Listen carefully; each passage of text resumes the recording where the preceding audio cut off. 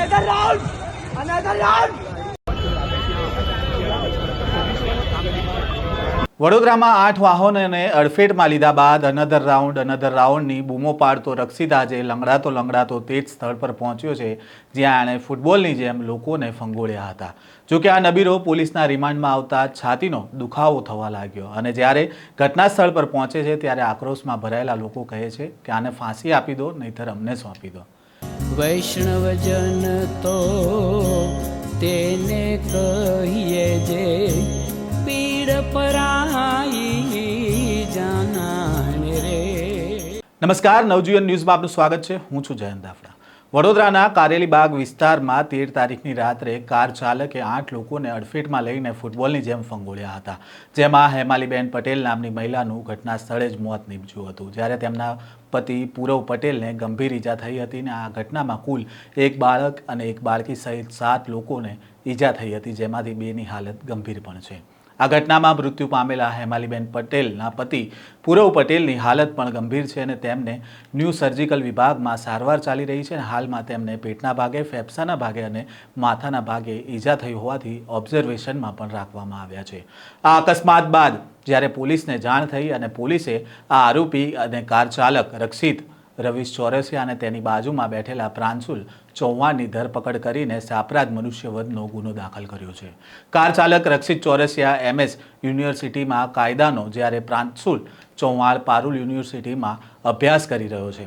આરોપી કાર ચાલકની બાજુમાં બેઠેલો તેનો મિત્ર પ્રાંશુલ ચૌહાણના પિતાની કાર હોવાની પણ માહિતી મળી રહી છે. ત્યારે આજે વડોદરા પોલીસે રક્ષિત કાંડમાં ઘટનાનું રિકન્સ્ટ્રક્શન કર્યું હતું ને જે સ્થળ પર જે અકસ્માત થયો હતો ને જે આ નબીરો છે અનધર રાઉન્ડની બૂમો પાડતો હતો તે જગ્યાએ આજે લંગડાતો ચાલી રહ્યો હતો.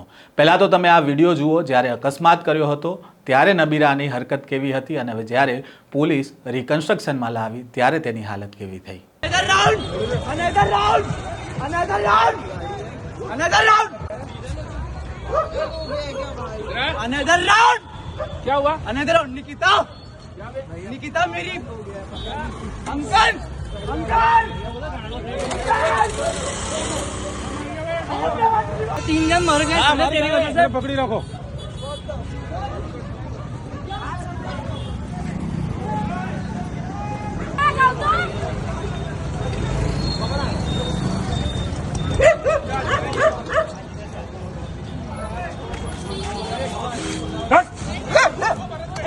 बेचारी खोखी साफ થઈ ગઈ બેચારી.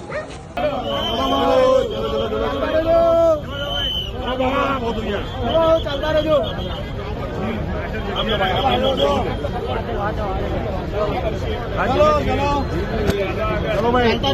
ચાલતા રહેજો.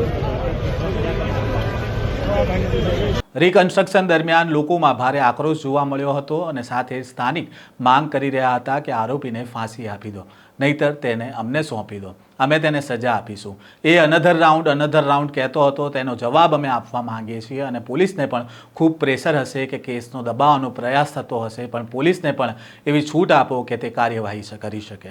ઉલ્લેખનીય છે કે જ્યારે પોલીસ પકડમાં આવ્યા બાદ આરોપી નબીરા રક્ષિતને છાતીમાં દુખાવો ઉપડતા તેને સયાજી હોસ્પિટલમાં લવાયો હતો. ત્યાં તેને સર્જિકલ વોર્ડમાં મેડિકલ તપાસ માટે લઈ જવામાં આવ્યો હતો.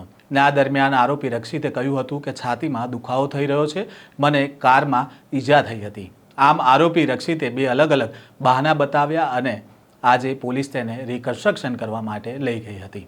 આ જ પ્રકારના સમાચાર સાથે ફરી મળીશું. ત્યાં સુધી નવજીવન ન્યૂઝ સાથે જોડાયેલા રહેજો.